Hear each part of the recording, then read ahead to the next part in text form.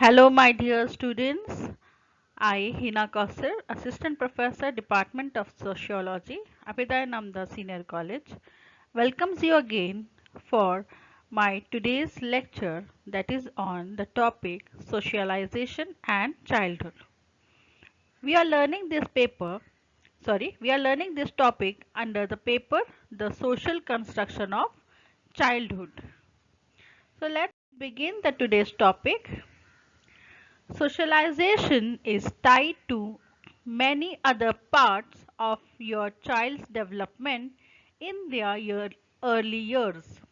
It starts when your baby is born and continues into adulthood, shaping each of those stages of development all the while. Every single interaction your child has, no matter how big or how small, helps them learn language skills, cope with emotions, and work within social norms.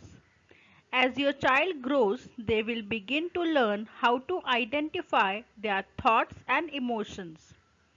They will also recognize the feelings of others around them. Being able to decipher whether a person is happy or sad. They will be learning how to manage stress, resolve conflict, and fit in by communicating with others in their surroundings. The implication here was that the child was somehow non social or not fully social and had therefore to be molded into a social person through interaction with influential adults through the process of primary and secondary socialization. However, a focus on the family and education system enable us to see how accounts of societal institutions were largely adult focused with little attention being paid to how these institutions were experienced by children. We'll start with the agencies that the first successful socialization within the family. The family is the first human group that an individual usually belongs to. Hence, it was seen to clearly play a key role in socialization. However, sociologists also focused on how children learn obedience within the family and how this obedience is fundamental to maintaining the status quo and unequal relationships on which capitalism depends. Althusser, 1988, for example, argued that through socialization, the family was one of the best institutions for encouraging individuals to think and behave in ways conducive to the continuation of the capitalist system. Hence, while Marxists and functionalists had different views on family life, none of them paid much attention to the actual internalization of norms and values by children themselves. Instead, the family was seen, particularly by functionalists, as the sine qua non for the child's socialization, with socialization being largely seen as one-way process. Student, as I have given this image for you to just see here, we are finding some three generation in the photo and how they are actually in the process of socialization where they are socializing that small girl. This is what the family plays a huge role in a child's very first lesson in socialization. It is the process whereby individuals become functioning member of a group and take on the shared values, behaviors and beliefs of that group. This provides the structure of your child's early experiences. They will be observing you for ways to handle each and every situation and every emotion they may feel. Children learn to trust as they watch family members handle happiness, difficult situation, celebrations, disagreement, etc. Next point we are having, that is on friendship. As you can see with the image, that what is the bond? That friendship, by socializing, your child will learn to foster empathy, improve language skills, discover the concept of sharing and teamwork, grow more confident, and get better prepared for school. Practicing these concepts through socialization will help children create friendships and therefore learn how to respect others.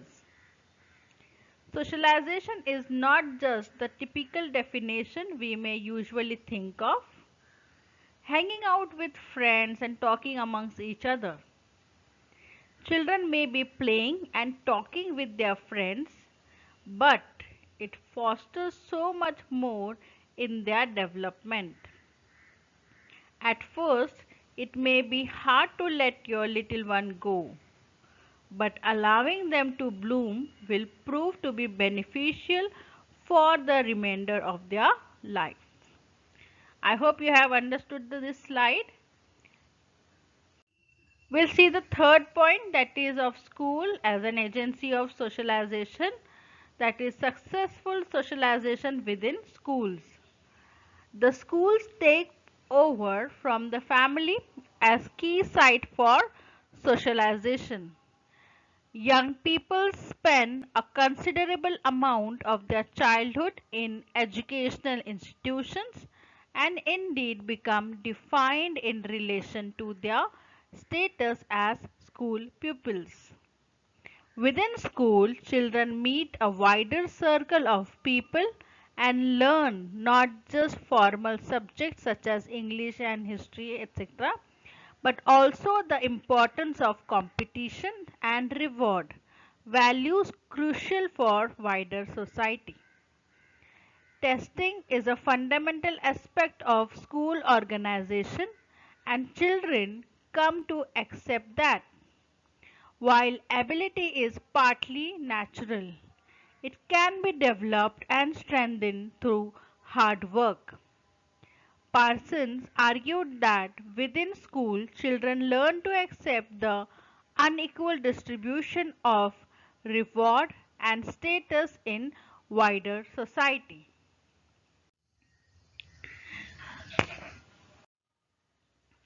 Children gradually internalize the views that they have different natural traits, making them suited to one type of work rather than another. And of course, with these different types of work being differently rewarded. Within school, children learn to accept the authority of adults, and for Parsons, this ensures the smooth functioning of present and future society. Children learn to view adults as superior and to accept this superiority. In all these ways, education becomes part of the process of preparing children for their adult role, particularly for their lives as future workers. Next point we are having, that is, you can see in the image, today's children having greater impact of media. So in today's digital age, the media also play a significant role in shaping the socialization process. The media, including television, movies, the internet, and social media platforms, have become an integral part of our daily lives. It has power to influence our thoughts, attitudes, and behaviors, especially during the formative years of childhood. The media plays a significant role in primary socialization. It can shape children's understanding of social norms, expose them to different culture, provide educational content, promote media literacy, and influence their behavior and attitudes. It is essential for parents, caregivers, and educators to be actively involved in guiding children's media consumption and helping them navigate the media landscape in a responsible and critical manner. As so far, students, we had completed the meaning of socialization and agencies of socialization, that is the four main important agency we had covered today, that is family, friends, school and media. So to conclude that with this slide, indeed since our most tender infancy we have been taught that blue is the color for boys, whereas pink remains the color of girls. From this, it is an entire gendered system that is presented to children. Expected behaviors, attitude, preferences, etc. And those same children are expected to reproduce them since it is how the system works. It is called the gendered socialization. Gender socialization, Henslin, contends that an important part of socialization is the learning of culturally defined gender roles. Gender socialization refers to the learning of behavior and attitude considered appropriate for the given sex.